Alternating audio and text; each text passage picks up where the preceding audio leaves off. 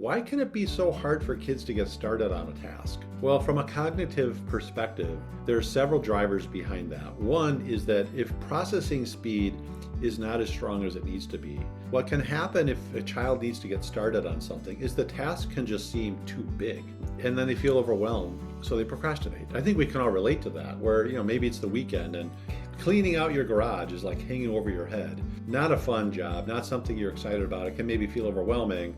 It's a lot easier to say, I'll do that next weekend. It's that kind of a thing that shows up commonly for those who struggle with processing speed. Another skill affecting that is logic and reasoning.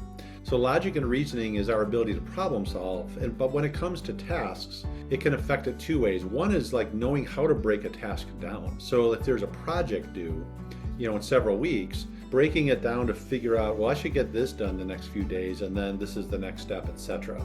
It's also just figuring out a problem, right? Because if reasoning is not strong and a child's trying to figure out a problem, it can just look like a big intimidating problem because they don't know where to start. And then it's just easy to say, I don't know I don't know how to start, so I'm not even going to start it. And then the other skill that's critical would be attention. Whether there's ADHD or just attention issues, it's very hard to sustain focus and just stay on and get on task. So if you have a child or if you're struggling with initiation, here's a couple of ideas that might help, right? So one is to brainstorm with your child on how to actually get started. Kind of work with them. Like, what do you think we should do first?